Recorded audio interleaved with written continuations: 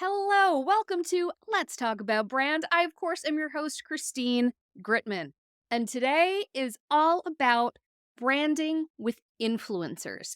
If used properly, influencer marketing can be an incredible tool to help build your brand. Or if you want to be an influencer, it can be an incredible part of your personal brand. But whether you are the influencer creator or you're the consumer brand who is working with them, you have to be really, really careful to make sure that that influencer marketing partnership is going to build both brands in the right way. So, to talk about elements of that, today's guest is Yash Chavan, the founder of SARAL, which is an influencer marketing platform. So, today's conversation is all about, first from the influencer side, how can an influencer build their brand as an influencer? What does that mean? It doesn't mean just a whole lot of followers. We're going to talk about quality, not quantity, because quality is where the branding is, and how an influencer can make sure that they don't damage their hard won trust with their audience by partnering with the wrong brand. And then, of course, we're going to go over to the brand side and talk about how consumer brands can make sure that they're picking the right influencers to help build their brand with. Today's a great conversation, and I'm so glad that you're here.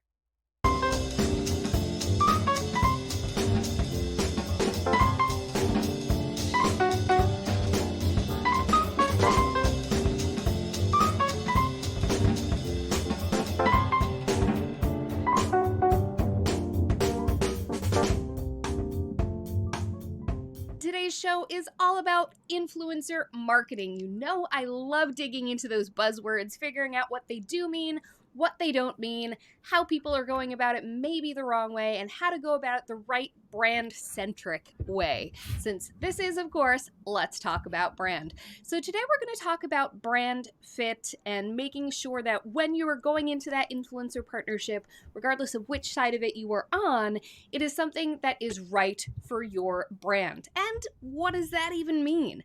Today's guest certainly knows all about this. He's hit the influencer marketing scene from every angle. Yash Chavan, the founder of SARAL, which is an influencer marketing platform. So without any further ado, we're going to bring Yash on. Hello, Hello. This is the this is the best intro I received on a podcast. So let's do it. I like making my guests feel very welcome, very celebrated, and of course, like influencers.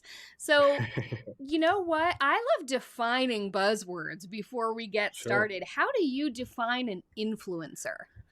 Yeah, I actually have little bit of a broader definition for influencer. I think anyone who has influence is an influencer, which also counts out some people who would like conventionally fall in the influencer bucket, because there's a lot of like influencers or social media people with millions of followers, but then nobody really takes them seriously. I don't consider those people influencers. I consider anyone with influence and influencer, and maybe they're on social media, maybe they're a anonymous poster on a forum of some kind, right? I think all those people are influencers as long as they have some influence over a certain group of people.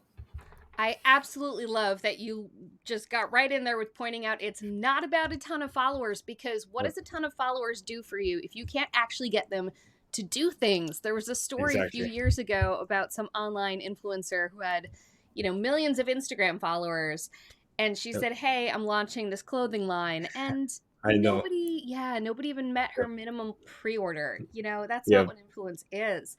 Um Exactly. yeah, absolutely. And influence, of Yep. course, has some tie to brand and to what that Yep. actually means. But first, I'm going to go Yep. back. What? How can you tell if somebody has influence if it's not about follower count? Yeah, the way we do it usually is by looking at their comments, and the type of content that they produce. So, usually, with the influencers that are really, really good, that have a great connect with their audience, have people in the comments really like raving about the kind of content they're creating. So so I'll contrast this by giving two examples, right? Let's say there's two influencers, one with influence, another without influence.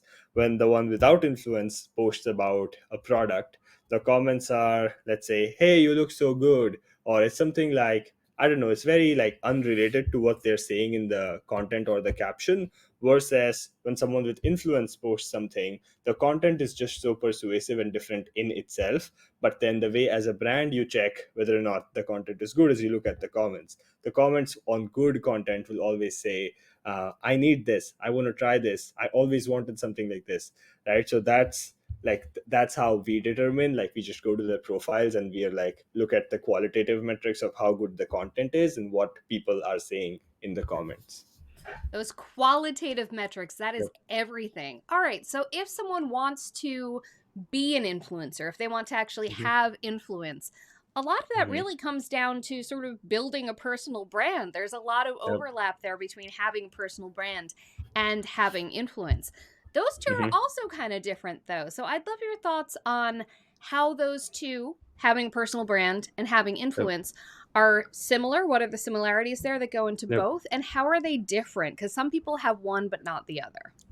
Right. So I think as long as your personal brand is, it's kind of oxymoronic, right? Because it says personal brand, but it's a brand to serve your audience, right? So if your personal brand is all about you and look at me and look at how great I am, it's not going to be you. You're not going to build influence. Maybe you build a lot of following because there's a lot of like people on the internet with just huge egos who attract a lot of people to them, but that's not necessarily influence. You build influence slowly and gradually by giving value to people, just the Gary V jab jab jab right hook statement, right? So you just like keep building that up, and then that's how you slowly and gradually build influence. So I think the difference is pretty obvious in my opinion. It's like if you're a personal brand, and you always talk about your personality and what you've done, then you might build a brand, and might build a following, but you're never going to have influence.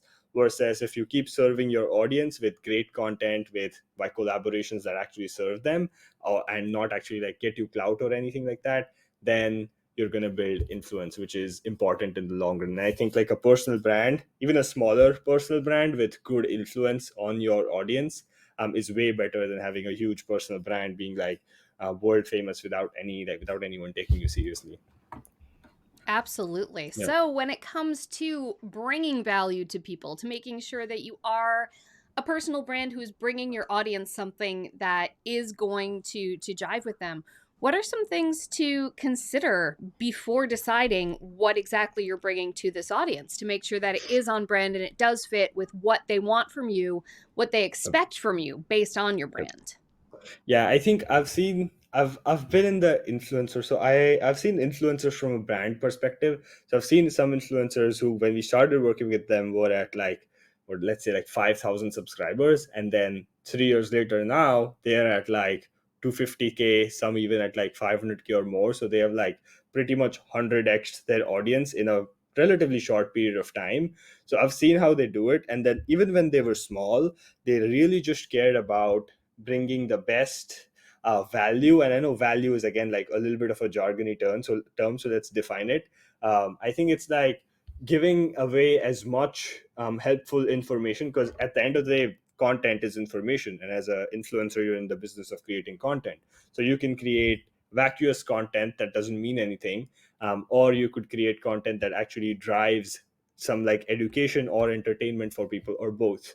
So as an influencer, let's say when you're starting off with your personal brand, you have to be like really close to who your audience is, especially in those early days. Like get those like first even like 100 or 200 people on your, let's say, to follow you, and like DM them, message them, talk to them, look at their profiles, look about the stuff that they are sharing, what do they care about, and see how your content can plug into the thoughts that are already occurring in their head, the questions, the problems, the dreams, desires that they have, and see how you can help them with that. And I think the influencers that like truly care about helping their audience win at the end of the day. They will. And Yep. let's talk about what win really means. So as you Yep. mentioned before, certainly it helps to have a large quantity of Yep. followers, but having the right quality of followers matters so much. You mentioned that one way to get kind of a sense of this from the outside is looking at comments. Are people engaging with Yep. that content? But as many of us have seen, and certainly as some influencers have seen, they may have a very engaged audience who is interested in their content, at least in terms of engaging with it with comments and things like that. But Hmm. they may have the wrong audience when it comes to people who are actually ready to buy. Hmm. Engagement and influence to take action are not always Yep. the same thing. So, what is Yep. something that someone who has engaged audience Yep. but not an audience who is taking action, what's something that they might want to look into to maybe try to Yep. fix that situation so that they can get brand deals and things like that, which we'll get into in a minute, the brand side. Yep. But what's something that Yep. they want to look at maybe to see what kind of influence they have and to grow the action taking element of Yes. their audience engagement? Yes, I think so much of this boils down to actually having a call to action in the content. A lot of influencers or creators in general, they're hesitant to add calls to action in the content. Like they hesitate to add "go here" or "click on this link" or "buy from my link" or something like that in the caption. But then people don't mind it when it comes from creators tend to think that it'll affect their audience, like their audience will somehow trust them less because they say buy, or they're kind of like doing the right hook of the jab jab jab right hook. But like making an ask that actually helps the audience is actually driving value to them. So if you're working with the right brands, then making an ask or asking them to buy, basically having a call to action, will not only improve the conversion rate for your brand partner, but it'll also help you build your influence, because as long as the brand is good and you've vetted them, then the product that they buy is going to help them, and then they forever associate that product or the brand with you because that's where they heard about the brand. So it actually helps build your influence, not to withdraw from it. So I think as creators you have to understand that asking people to buy something that might actually help them is not taking away from your influence, it's actually building on that, and that will help drive the conversions. A lot of times I just see influencers just post about something, but they don't like nudge people to buy, and a lot of people just need that little bit of a nudge, because if they're already engaged, they're listening to you. Maybe you say this is great and then they believe it, but if you say this is great, here's where you can buy it if you want to, then they're more likely to buy it, and that's how you drive conversions. Just like we've seen this over and over again, it just comes down to adding a simple call to action in the content and the caption. Absolutely. I mean, there's nothing wrong as a creator with Yeah. valuing that sort of parasocial relationship that Yep. your followers feel like they have with you. And some influencers are like, well, I don't want them to feel like I want them to feel like they're my friends, not like I'm trying to Yep. sell to them. Yep. But your point about making sure you're bringing something of value. So, Yep. let's get to how a creator can assess that. How can Hmm. a creator assess because of course especially if you're early in your success as a creator Mhm. and you're early to having a nice big following, you might want to say yes to all sorts of opportunities because, hey, it's something you're doing already and you can get money for it now. But Yep. that's not good for your longevity. That's not good even for your bottom line because, if you're abusing your influence, you won't be driving Yep. those actions with Yep. it. So, what are Yep. some things that a creator brand should evaluate before deciding whether or not to work with a particular consumer brand, especially when it comes down to brand fit? What should they evaluate? Yep. I think if there's so many things that they could do, and we could dive into a complex conversation about this. But just generally speaking, if you as a creator won't use that product yourself, don't vouch for it. It's as simple as that. As a personal brand, you're kind of also sharing your personal life and what you do, and your, let's say, your best practices. Like, hey, I wake up in the morning and I meditate, for example, and there's a meditation app that reaches out to you. You use it. It actually helps you with your meditation practice. Then you can vouch for it authentically, as opposed to something that's completely antithetical to what you do, and try to somehow fit that into your morning routine and modify yourself to appeal to the brand just because they pay you more. Because that's consumers nowadays are intelligent. Like, consumers are you and me, basically, right? We can see through when someone's trying to vouch for something that they don't actually use or they don't actually believe in. So generally speaking, if a brand approaches you and you're like, I don't think this is useful, or I don't see myself using this in my day to day. Just maybe the brand is also good, but like not everyone's going to buy every single brand, right? So maybe something's not a fit, doesn't align with your values, or just doesn't align with your lifestyle. For example, let's say a meditation company reaches out to you and you just don't meditate, and it doesn't make sense to start a brand new meditation practice from scratch just to get paid by the brand. So I would say just like see if you can use them, or maybe get a trial, get a free product, try using them. If it's good, then vouch for it if you see yourself using it long term. If it's not that great, then don't vouch for it. It's better to have like 5 collaborations ongoing with really really good brands that you actually use on a daily basis than to have like 20 collaborations one off with brands that come and go. All right, now let's go to the Yep. other side of this equation. The other side of this is, of course, the consumer brand themselves. And again, brands shouldn't, I think brands have learned now.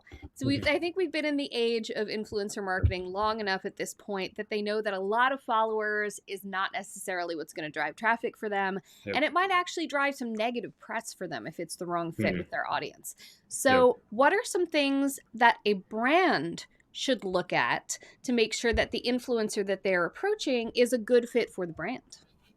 Yes. So two kind of factors to this in general. One is quantitative, one is qualitative. I know we touched a little bit on the qualitative part earlier in our conversation, but the quantitative also matters. Like let's say you just need awareness and a lot of it, then working with smaller creators does not make as much sense. You could just work with bigger influencers, right? Versus if you're, let's say, a newer brand just starting out, don't have the budget, then working with the smaller creator makes much more sense. So like let's talk about numbers, right? So qualitative, you got to decide like, hey, I need people between X and Y follower range. For most people, for most like newer brands who might be listening to this, just getting started with influencers, I highly recommend just work with what's called nano influencers. It's another buzzword, but the way you define it is anyone between like as little as 3,000 followers to I put the cap at around 20 to 25,000 followers around that. That's a nano influencer. You work with them. You're a newer emerging brand. Build a base of like 50 of those people and you're good to go. You don't have to worry about marketing ever again. So yeah, fix on the quantitative stuff first. Like I need this follower count. Engagement rates you can look at. So I know we also spoke of engagement, but usually an engagement rate in this particular follower range anywhere above 2% is really good.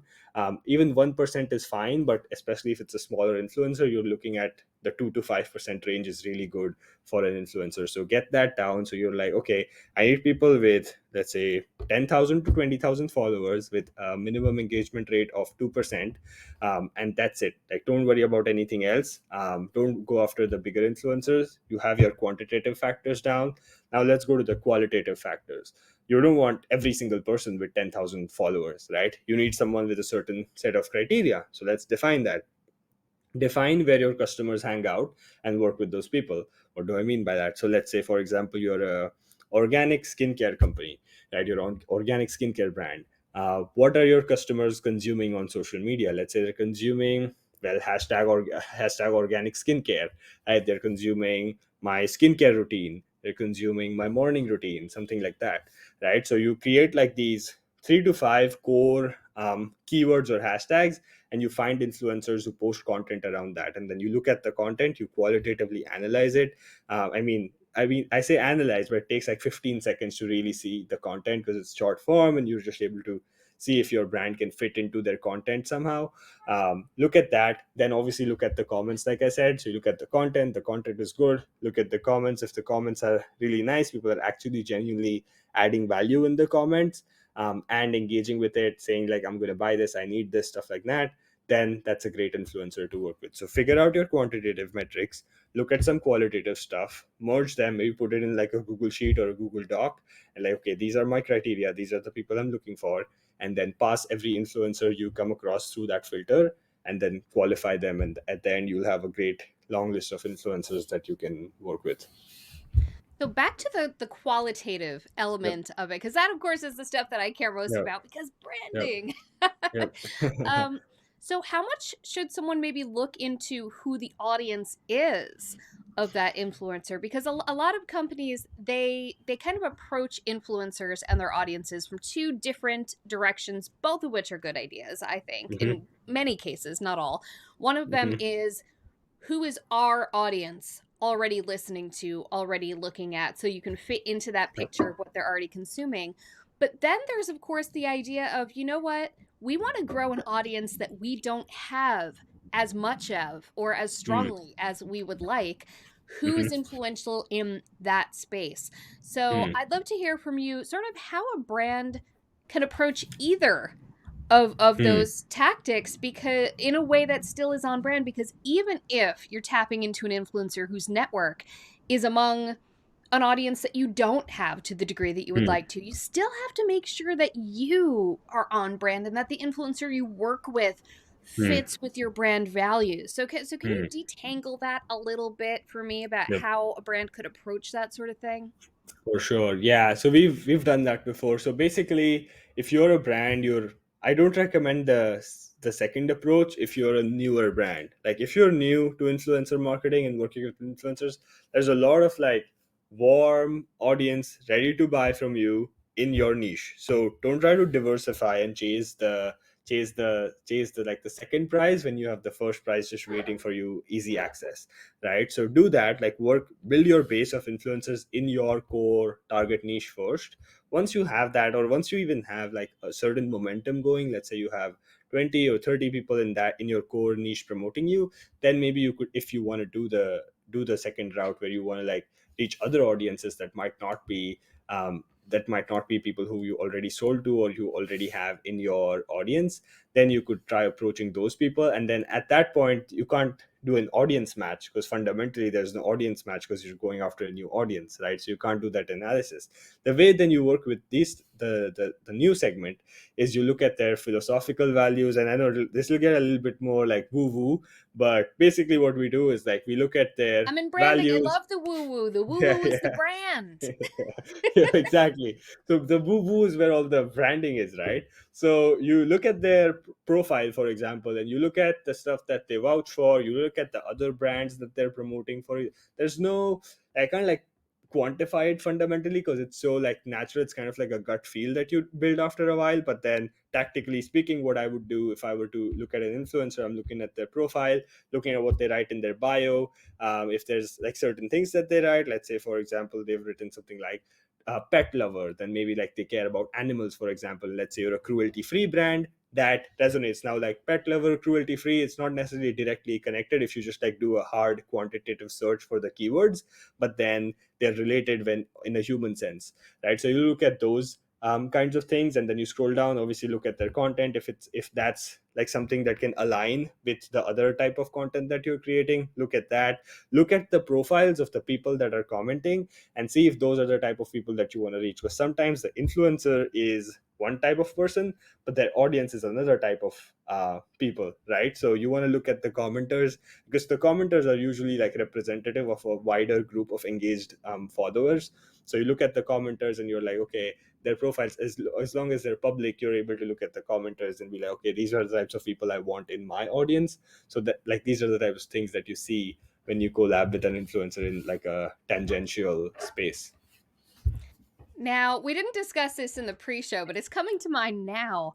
What Hmm. about companies sort of developing their own internal influencers? So instead of working with someone who already is a content creator, what about Yep. taking someone within the brand who the company feels can represent the brand well and working on building that person their own kind of influencer brand? How's Yep. one way that they could approach that? Have you seen a lot of that happening at all? Yeah, we are seeing that especially with founders of companies now trying to build their own personal brands, especially on platforms like not necessarily like the typical social media like Instagram, TikTok, but maybe on Twitter and LinkedIn, which are somehow more professional, right? So, or start a podcast, for example, right? So, this is also a personal brand, and that is a good approach. But the thing with that is it takes a lot of time to build it, right? So would you, as a company, you have to decide if you'd rather collaborate with people who've already done it before, like who've spent the 3 to 5 years building up an audience who you can just work with, or as a founder or as a someone on your team, you want to build up their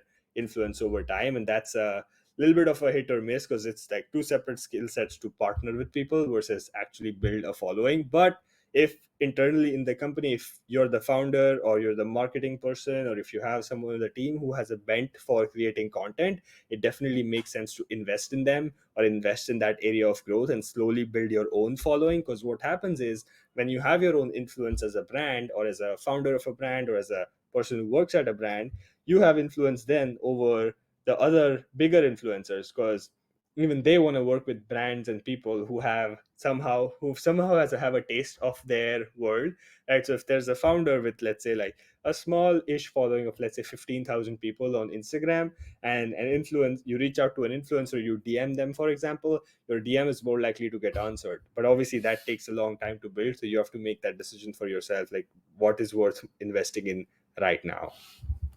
Speaking of the build, you have a 6 step framework. And I know we don't have a ton of time, so if you could kind of go Yep. through it top level. But Yep. here's my additional challenge to you, because I know you can Okay. talk about this framework in your sleep. I mean, it's how you run Yep. your business. Yep. I would love it if you could also interject a little bit about the part brand and Mhm. branding and elements of the brand really should come to the forefront in each of these steps, if you may. Understood. I'm gonna do that. All right, let me walk you through it. So the first step we kind of already covered, so I'm just gonna like quickly jump to the second one. But the first one is basically finding the right influencer. So like the first question always is like, who do I work with, right? So we already covered that. Basically, look at all the quantitative metrics, look at all the qualitative stuff, and then come up with a list. That's your prospecting. So step one is done. Step two is offers. Now this actually it's technical a little bit, but also relates to brand in a way, because you're coming up with incentive structures and discounts and special offers. So when I mean offer, what you do is you do three things. You come up with an incentive for the creator that you're working. This can be a fee, this can be an affiliate commission, this can be just free gifts, something like that. Then you give a discount to their audience. You come up with a percentage discount so that their audience is like more likely to buy from them, and come up with a special set of perks, which can be, again, that the perk part defines your brand, right? So let's say, again, if you're, let's say, a cruelty free brand, maybe you could say, hey, for every person who buys from you, we're going to donate $5 to this charity who cares about pets, for example, right? So that defines your brand. So let your brand come through in all the small things that you do for influencers. This really helps convince, especially the bigger influencers, who might actually like reduce their fees by a certain, like a huge amount, just because like it's going to charity, or it's doing something for the betterment of the whole world, just because they work with you. So that's offer. So keep your offer on brand and make sure that everyone's winning. Make sure you're giving the incentive to the influencer and a discount to their audience, and creating some perks so that you win as a brand too. It sounds like Step one of the number. biggest Yeah. elements of bringing Yep. brand into an influencer Yes. partnership is about value, is about the Yes. specific type of value that is on brand for you and on brand for the recipient, because that's a huge part of it. What do Exactly. they care about?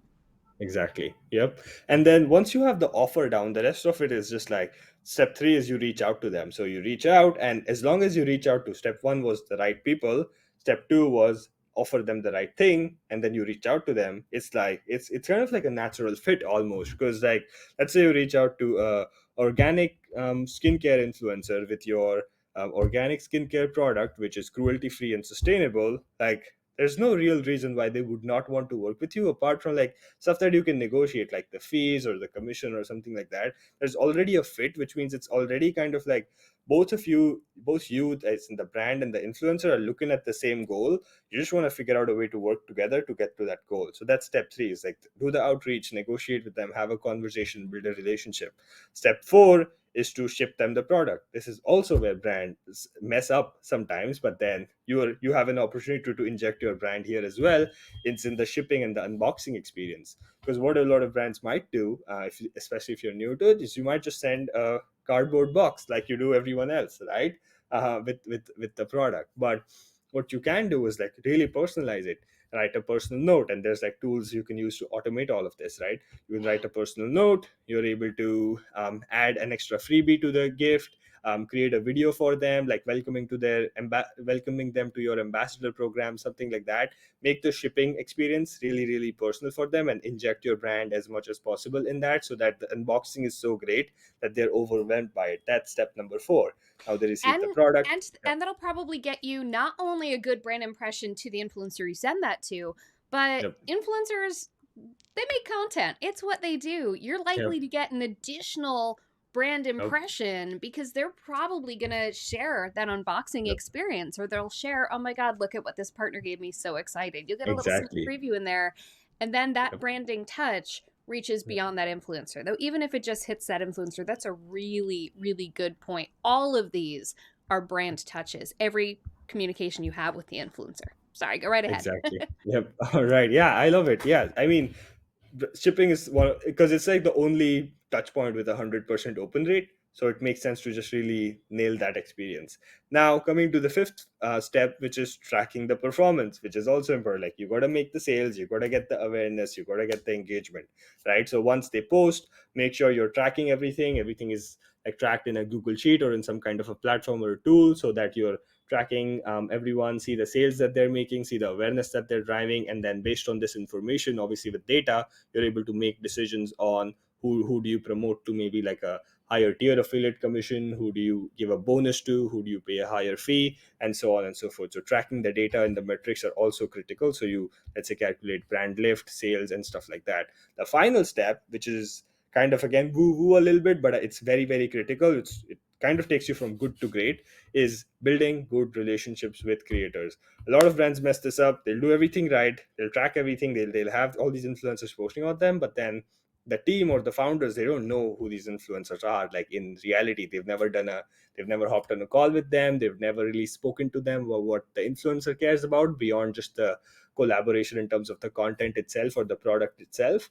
Actually, like, go the extra mile and build the relationship with these people. Send them a like an extra random free product, send them a gift for their child or something like that. Like, send them something, invite them over to your factory for a backstage tour or something like that. Build an actual good relationship with these people, and that will like really compound over time. Like, imagine having good relationships with 50 people with 50,000 followers. That's like so much influence at your fingertips. It's insane. And then you should just build relationships with creators, because it helps you kind of like, you never have to worry about marketing ever again if you just have like 50 influential people talking about you all the time. So yeah, those are my 6 steps. That's perfect. That is your brand right there. Yep. You know, if you have those people talking about you in the right ways, that's an incredibly Yep. impactful brand tool. All Yep. right, Yash, tell the good folks at home where they can find you, why they should find you, and what they will find there. Awesome. Yeah. If you need a simple and easy way to basically do the 6 steps that I told you, you got to find influencers, create an offer, reach out to them, track performance, and build relationships. We've got an awesome and a very, very simple platform that we've built. You can get 7 days free access if you go to GetSaral, GETSARAL.com. Sign up. You sign up. It's a free trial. Or if you want to hop on a call with me personally, where I could like vet your influencer strategy, give you some more specific tips about how you can inject your brand and your influencer efforts. And there's a link to book a call on the website too. That's getsaral.com. Awesome. Well, thank you so much, Yash. This has been a really, really invigorating conversation, and I think it's really dived into some stuff that people really need to consider when using Yep. this particular brand building technique. So thank you so much for your wisdom and for sharing a bit of your influence here with us today. Awesome. It was great being on here, Christine. And thank you so much for joining us, you at home, whether you are listening to the podcast on the Adweek Podcast Network. Make sure to subscribe to Let's Talk About Brand on your podcast player of choice and leave it a review if you loved it, which I really, really hoped you did. Or perhaps you're joining us on YouTube. Make sure to also subscribe here because you get the video version of the podcast every single week. And in between the podcast and the video podcast, join us over on Twitter. I'm C. Gritmon on Twitter for Chat About Brand, where you can weigh in on the topic of the week. I'm Christine Gritmon, and I will be back next week talking to another smart guest expert about another topic related to branding. Bye.